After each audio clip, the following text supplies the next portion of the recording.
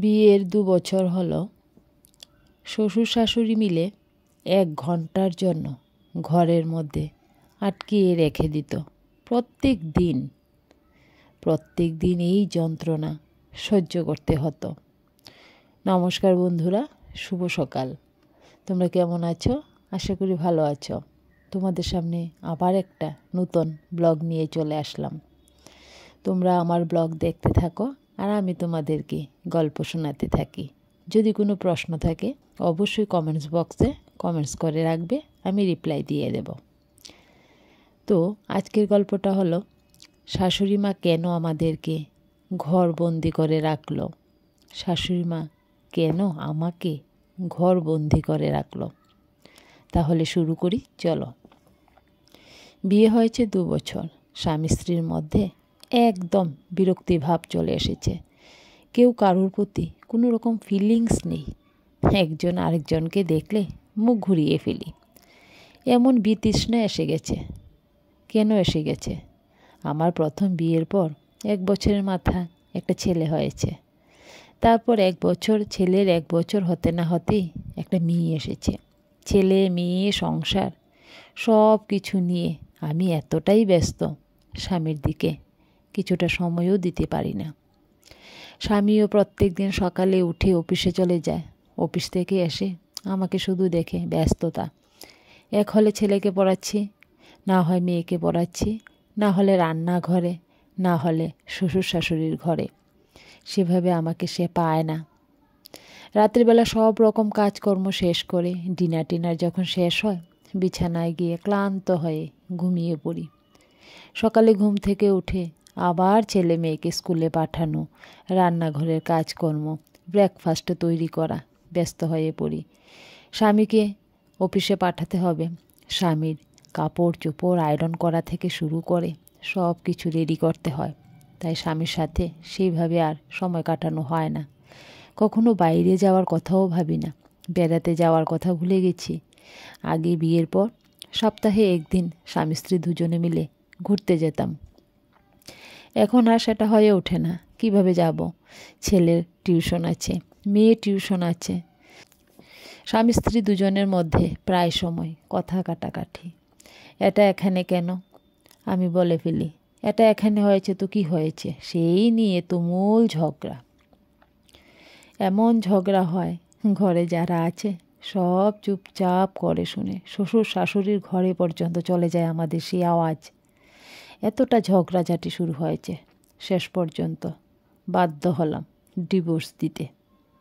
আমি শ্বশুর শাশুড়ি ঘরে গিয়ে বললাম, মা, বাবু, আমি ডিভোর্স দিতে চাই আপনার ছেলেকে। ছেলে, আমার স্বামীও সঙ্গে সঙ্গে গেল, গিয়ে বলল, হ্যাঁ মা, আমারও এটাই মত, আর পারছি না মা, আর সহ্য হচ্ছে না। দুজনের মধ্যে একজন আরেকজনের চেহারাই দেখতে পাচ্ছি না। দেখলেই মাথা ঘুরে যাচ্ছে।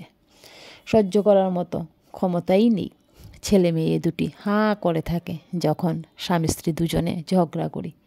ওদের ওপর একটা এফেক্ট পড়ে, বুঝতে পারি, কিন্তু কি করব, আর পারছি না।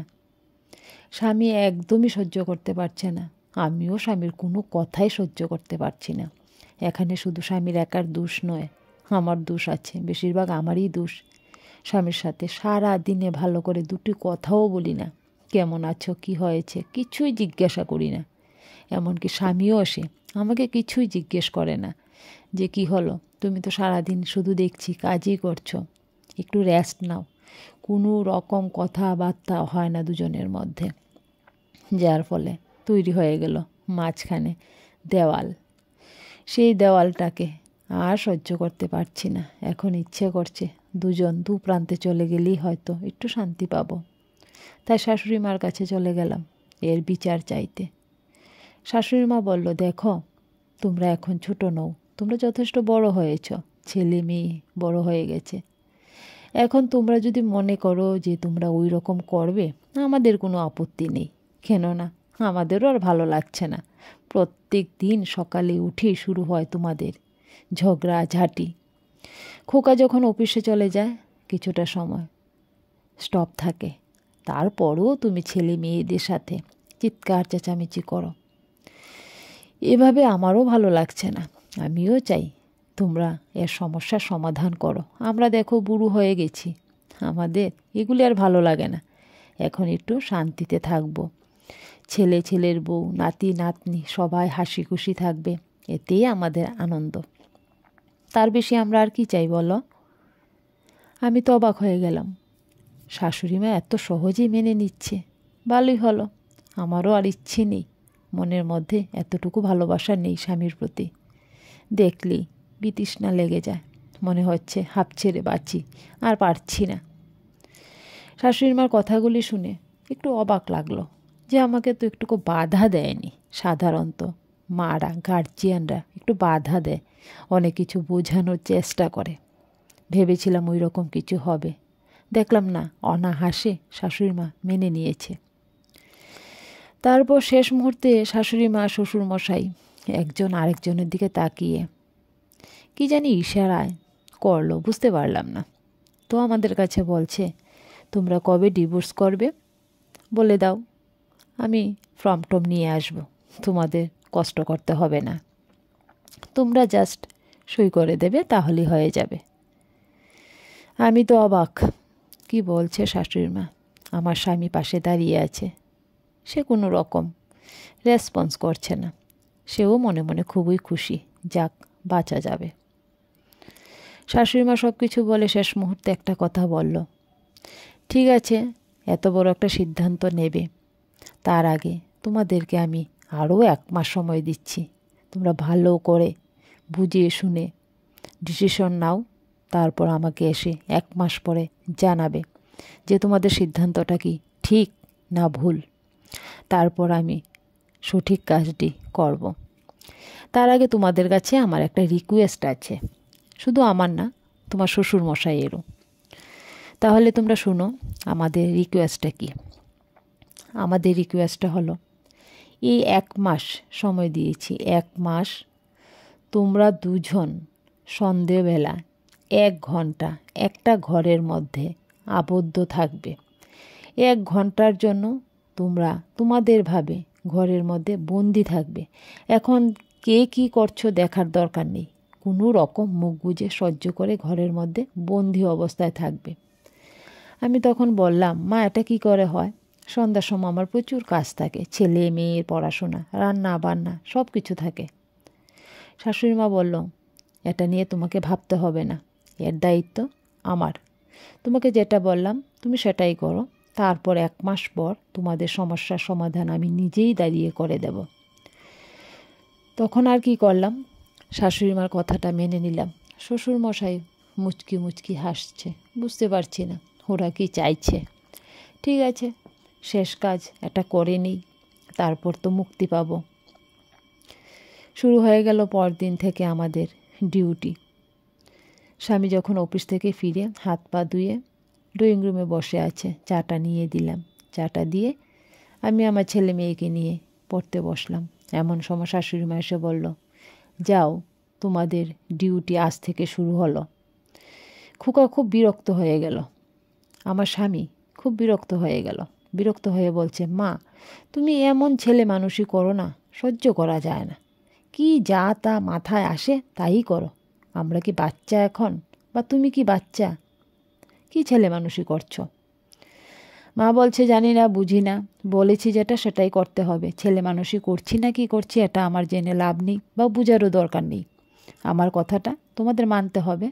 আমি তোমাদের অর্ডার দিয়েছি, আমার অর্ডার শুনে কাজ করতে হবে। তারপর আমার স্বামী একটু বিরক্ত হয়ে ল্যাপটপটা হাতে নিয়ে ঘরে চলে গেল। ঘরে গিয়ে এসে টেবিলে বসে যথারীতি ল্যাপটপের মধ্যে খেলা দেখা শুরু করে দিয়েছে। আমিও ঢুকলাম। ঘরে ঢুকে শাশুড়ি মা বাইরে দিয়ে ছিটকারি লাগিয়ে দিয়েছে। কি আশ্চর্য, এটা কি চাইছে শাশুড়ি মা, বুঝতে পারছি না। ঘরে বসলাম। ঘরে বসে দেখি স্বামী খেলা দেখছে আপন মনে, আমার সাথে একটা কথাও বলছে না। সম্ভবত আমাদের মধ্যে কথাবার্তা হয়ই না, শুধু কথা হয় ঝগড়া করলে। তো এখানে তো ঝগড়া করার কোনো রকম সিস্টেম নেই, যেহেতু শাশুড়ি মার অর্ডার। ঘরে ঢুকে নিশ্চিন্ত মনে বসলাম। বসে দেখছি স্বামী মনে খেলা দেখছে। কার সাথে কথা বলবো, গড় গুছাচ্ছি, এদিক থেকে এদিক, ওদিক থেকে ওদিক, গুছিয়ে টুছিয়ে আর কিছু পাচ্ছি না। 1 ঘন্টা যেন যেতেই চাইছে না। খাটে শুয়ে ঘুমিয়ে পড়লাম। কখন যেন শাশুড়ি মা এসে টকটক করলো দরজার মধ্যে। ঘুম থেকে উঠে পড়লাম। উঠে আবার যথারীতি কাজে লেগে গেলাম। পরদিন আবার সেম টাইমে ঢুকে পড়লাম। তাও ঢুকতে চাইছি না, শাশুড়ি মা মনে করিয়ে দিল। তারপরেই ঢুকলাম। ঢুকে নিত্যদিনের মতনই একই কাজ। স্বামী ল্যাপটপ নিয়ে বসে গেছে, আর আমি কি করছি, আমার সেই পুরনো গল্পের বইগুলি। আগে প্রত্যেক জন্মদিনে আমার স্বামী আমাকে গল্পের বই দিত। এখন আর সেই গল্পের বইগুলি ধরা হয় না। জন্মদিন কবে কোথায় দিয়ে পালিয়ে যায় বলতেও পারি না, স্বামীও বলতে পারে না, এতটাই ব্যস্ততা। কিছু করার নেই, ওর কোনো দোষ নেই, দোষটা আমারই। আমি সংসারে এতটা মনোযোগ দিয়েছি, স্বামীর দিকে তাকানোর সময়টাও পাই না। বইগুলির দিকে হঠাৎ করে নজর গেল, বইগুলিতে ধুলো পড়ে আছে। আগে আমাকে সবাই বই গিফট করতো, শাশুড়ি মা, শ্বশুর, সবাই। খুব ভালোবাসতাম গল্প পড়তে। সব কিছু গুছিয়েই গল্পের বইটা নিয়ে বসে পড়তাম। কখন যে দিনটা চলে যেত বুঝতেই পারতাম না। তারপর ছেলে মেয়ের জন্ম, ওদের নিয়েই সময় কেটে যায়। বইগুলিকে আর সময় দেওয়া হয় না। তাই বইগুলিকে ভালো করে মুছিয়ে টুছিয়ে গুছিয়ে রাখছি। তারপর আর কি করব, আবার শুয়ে পড়লাম। এভাবে কিছুদিন যেতে যেতে যেতে যেতে একদিন কি করলাম, স্বামী সেই একই ডিউটি করে, অফিসের কাজ, ফাইল এসব লেখালেখি করে। আর আমি কি করি, আমি শেষ পর্যন্ত গল্পের বই নিয়ে বসে গেলাম। তো গল্পের বইটা নিয়ে যখন বসলাম, তখন দেখি গল্পের বইয়ের মধ্যে একটা ছোট্ট কাগজে চিরকুট। সেটার মধ্যে লেখা আছে, শুভ জন্মদিন, আমি তোমাকে ভালোবাসি, নবনীতা। এই চিঠিটা দেখে না আমি একটু রোমান্টিক হয়ে পড়লাম, একটু হারিয়ে গেলাম সেই আগেকার সময়। দেখে হঠাৎ করে জানি মনটা কেমন হয়ে গেল। দৌড়ে চলে গেলাম বরের সামনে। বর তখন ল্যাপটপ দেখছে। বললাম, এই দেখো এটা কি। বড় না সেটা দেখলো, দেখে একটু মুচকি হাসি দিল, যে হাসিটা আজ থেকে 1 বছরের মধ্যে আর দেখতে পাইনি। হেসে বলছে, মনে আছে এটা কি? বলছে, হ্যাঁ আমার মনে আছে, জন্মদিনে তুমি আমাকে দিয়েছিলে। আর দেখো গোলাপ ফুলটা শুকিয়ে কেমন হয়ে গেছে। বলছে, হ্যাঁ এখন তো আর হয় না, না এবার জন্মদিনে তোমাকে দেব, আবার গল্পের বই দেব। কেমন জানি আস্তে আস্তে দুজনের মধ্যে একটু বন্ডিং হয়ে যাচ্ছে। তারপর এভাবে তো কেটে গেল, আজকের দিনটাও কেটে গেল। 1 বছর আর 1 ঘন্টা হয়ে গেল, বেরিয়ে গেলাম ঘর থেকে। শাশুড়ি মা লক্ষ্য করছে আমাদের মধ্যে একটু নম্রতা ভাব দেখা দিচ্ছে। আগের মতো সেই রকম কর্কশ মেজাজ বা চাহনির মধ্যে বিরক্তি ভাব ওইটা নেই। ভাত দেব, খাবার পাতে বসলে বলছি ভাত দেব, ডাল দেব। আগে কিন্তু ওই রকমভাবে বলতাম না, আমি এতটা ব্যস্ততা দেখাতাম আর কি। ভাত দেব, কী লাগবে, ওইভাবে কথা বলতাম। তো মিষ্টি মিষ্টি করে কথা বলছে, শাশুড়ি মা লক্ষ্য করছে। আমরা কিন্তু সেটা বুঝতে পারছি না, তবে এটা বুঝতে পারছি আগের মতো বিরক্তিটা আসে না।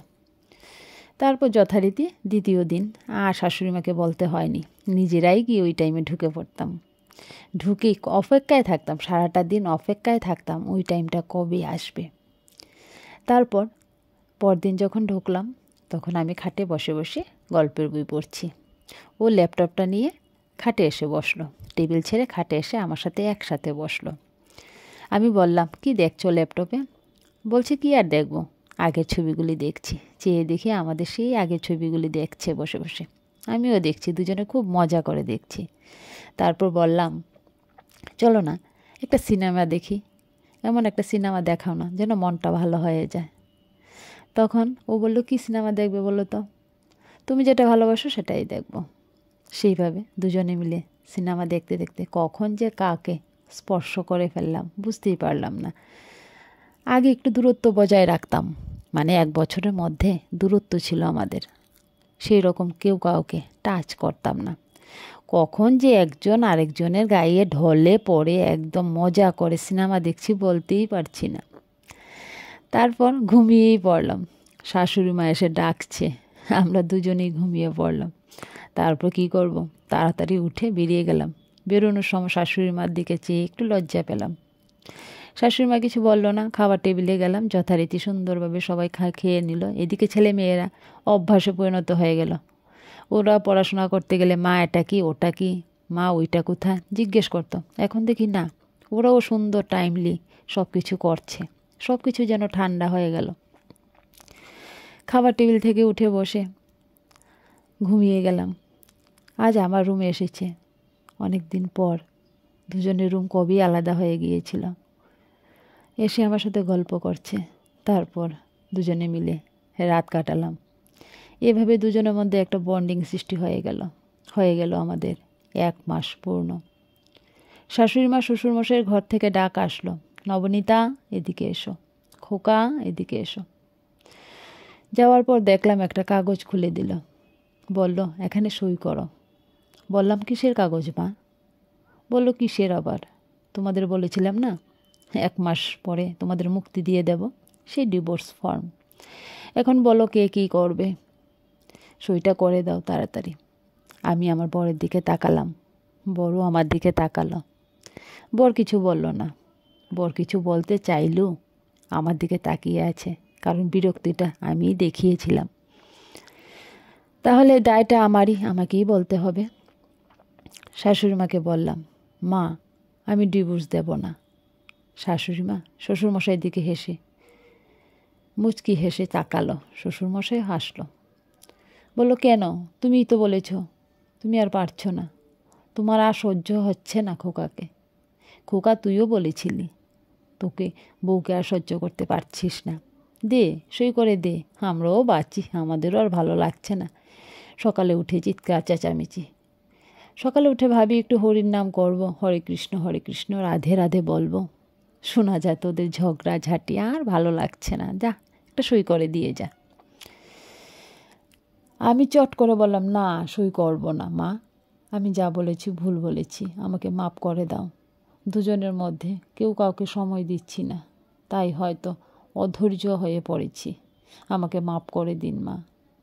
শাশুড়ি মা তখন বলল, আমি জানতাম এই রকম হবে। জানো বৌমা, তোমার শ্বশুরমশাই আর আমার মধ্যেও সেই রকম হয়েছিল। খোকা হওয়ার পর আমি সময় দিতাম না তোমার শ্বশুরমশাইকে, খোকাকে নিয়ে সারাদিন ব্যস্ত থাকতাম। তখন এই পদ্ধতিটা ইউজ করেছিল আমার শাশুড়ি মা আমাদের সাথে। তখন আমরাও সেই এই রকমভাবেই একটা গড়ে 1 মাস বন্দি থেকে দুজনের কাছাকাছি আবার চলে আসলাম। এখনও এই বয়স পর্যন্ত দুজনে একসাথেই আছি, বুঝেছ? সেই জন্যই তোমাদেরকে এভাবে শাস্তি দিলাম গড়বন্দি করে। কেমন লাগলো বলো তো বৌমা? বৌমা আশ্চর্য হয়ে গেল, বলল সত্যি মা, দারুণ পদ্ধতিটা। আপনার মতো এই পদ্ধতি গ্রহণ করলে তো প্রত্যেকটা সংসারে কখনো আর ডিভোর্স কথাটা উল্লেখই হয় না। নমস্কার বন্ধুরা, গল্পটা কেমন লাগলো অবশ্যই কিন্তু কমেন্টসে জানাবে। আর ব্লগ সম্বন্ধে কোনো প্রশ্ন যদি থাকে আমাকে ইনবক্স করে দেবে, আমি অবশ্যই তোমাদেরকে রিপ্লাই দিয়ে দেব। আবার দেখা হবে তোমাদের সাথে নতুন একটা ভিডিওতে। টাটা, বাই, ভালো থেকো, সুস্থ থেকো, রাধে রাধে।